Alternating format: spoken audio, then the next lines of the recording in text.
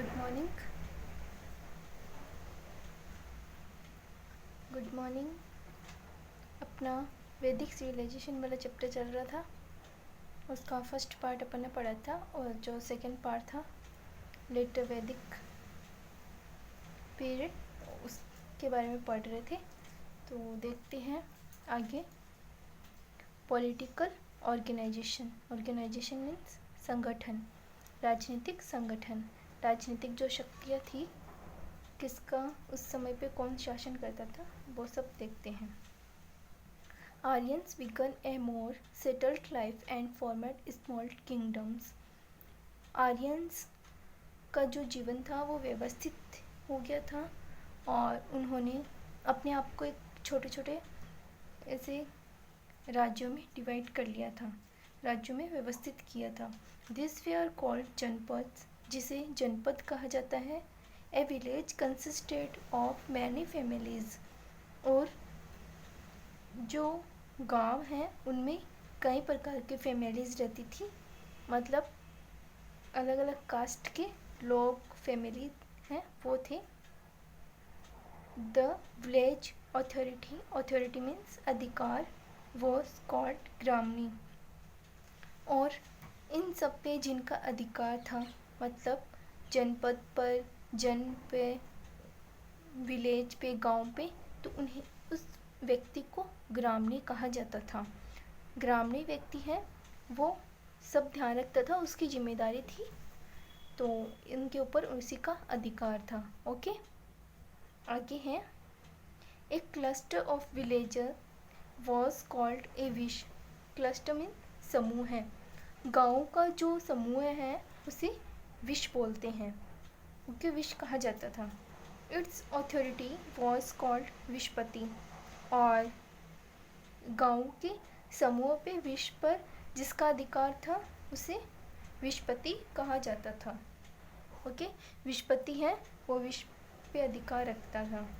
A number of wishes constituted ए जन which was rolled bye राजन, और बाद में क्या किया, जो विशेष पे मतलब विश था, विश गांव का जो समूह है उस पे विशपति का शासन था, और विशपति पे भी इन सब पे शासन करने के लिए राजा ने कुछ रूल्स बनाए। तो उन्होंने, जो राजा था उसने जन नाम से एक जो भी है इन सब पे अधिकार करने के लिए, जन के अलग अलग इन अधिकार करने के लिए उसे नियुक्त किया था। ओके, आगे है। The king become very powerful by this time.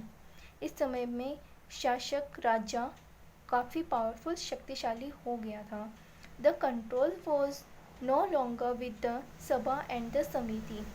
अब जो लेटर वैदिक पीरियड था उसमें सभा और समिति है ये कंट्रोल नहीं करती थी, इसमें राजा ही शासन करता था और राजा ही इन सभी जो भी गाँव का समूह है, विश है, इन सब पे अपना अधिकार रखता था और कई लोगों को नियुक्त कर रखा था। तो सभा और समिति का जो अधिकार था वो हट गया था और पूरी तरह से राजा ने शासन करना स्टार्ट कर दिया था। ओके, आगे है वर्ण सिस्टम। अपन ने पिछले जो अर्ली वैदिक पीरियड था उसमें वर्ण सिस्टम देखा था, ब्राह्मण, क्षत्रिय, वैश्य, शूद्र। तो इसमें भी वही चारों हैं, वही 4 के 4 है, बस इसमें थोड़ा सा चेंज हुआ है। उसमें जो काम, जिस तरह से काम होता था उसके अकॉर्डिंग उसी वर्ण में रहता था, और इसके अंदर जन्म के आधार पे उसे अलग अलग निर्धारित कर दिया था। In the later Vedic period में the 4 varnas were determined by birth. 4 varnas को जन्म के आधार पे, जन्म पे निर्धारित कर दिया था कि जिसका जन्म जिस वर्ण में होता था वो उसी वर्ण से रिलेटेड था। आगे है सोशल लाइफ, सामाजिक life, family system. The joint family system continued. उसमें जो अर्ली वैदिक पीरियड था उसमें भी जॉइंट फैमिली थी जिसमें कई जनरेशन रहती थी, और जो घर का मुखिया था, जो सबसे बड़ा व्यक्ति होता था पुरुष वर्ग का, उसे ही वो पूरी फैमिली पे अधिकार करता था, मतलब कि पूरी फैमिली का हेड होता था। इसी में भी लेटर वैदिक पीरियड में भी वॉइस सिस्टम चल रहा है। ओके, तो आगे देखते हैं गुरुकुल सिस्टम ऑफ एजुकेशन। अब शिक्षा का जो गुरुकुल सिस्टम है थोड़ा उसे भी देख लेते हैं। इन दिस सिस्टम, इस सिस्टम में the boy had to stay with his guru in ए गुरुकुल। जब तक बालक है 25 ईयर्स का नहीं हो जाता था, गुरुकुल में जाने के बाद में 25 ईयर्स तक जो बालक था वो गुरु के आश्रम में ही रहता था और गुरु के आश्रम में रहकर शिक्षा प्राप्त करता था।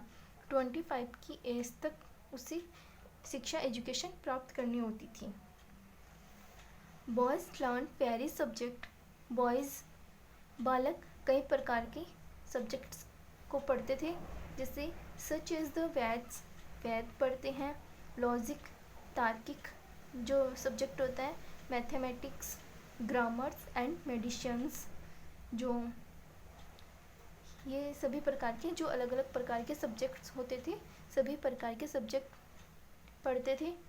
और 25 ईयर्स तक रहते थे वो अपने गुरु के आश्रम में। और जो आश्रम है वो नदियों के किनारे, जंगलों में इस तरह से बनाए जाते थे। ओके, आगे हैं द 4 स्टेज ऑफ लाइफ के 4 स्टेज कौन कौन से हैं वो देखते हैं। Aryans divided their life span.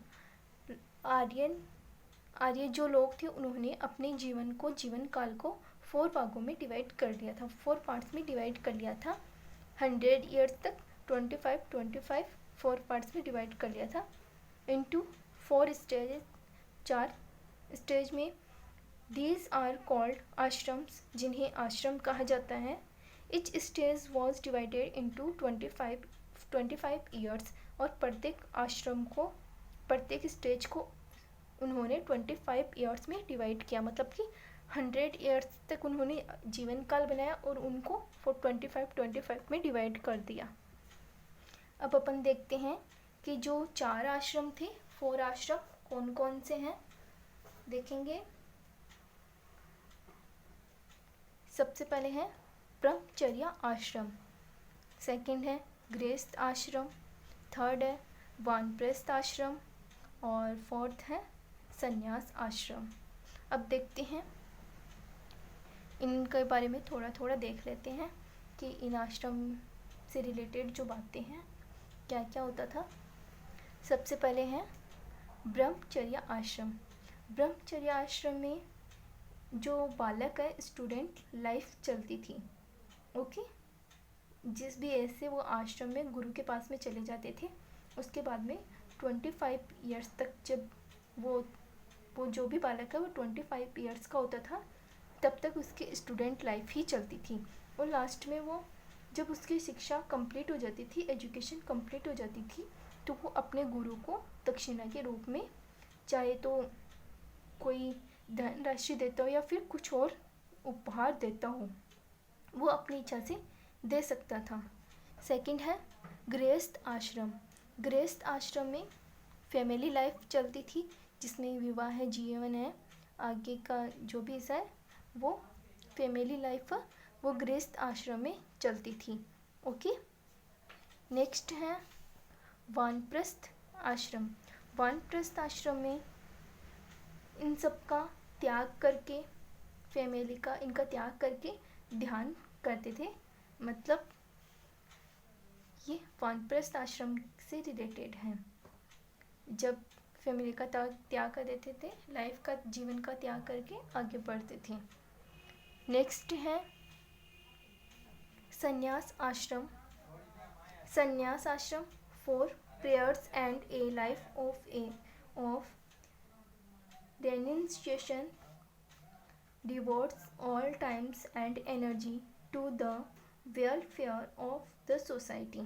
Society के लिए जो कल्याणकारी कार्य हैं वो, और ऊर्जा से परिपूर्ण अपने टाइम के अकॉर्डिंग काम करना, जैसे प्रार्थना और जीवन के लिए त्याग, समर्पण, समाज के लिए कल्याण के कार्य करना किसी भी टाइम पे, वो सब संन्यास आश्रम के अकॉर्डिंग आता है।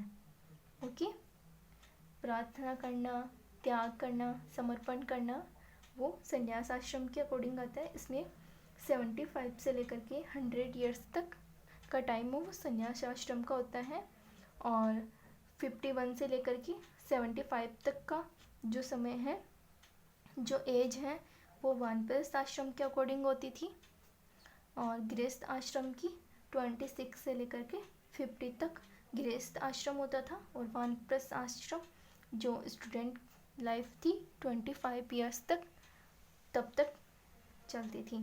ओके, 4 आश्रम्स हैं, ब्रह्मचर्य आश्रम, गृहस्थ आश्रम, वानप्रस्थ आश्रम, संन्यास आश्रम, और वर्ण भी 4 थे, ब्राह्मण, क्षत्रिय, वैश्य और शूद्र, याद रखना।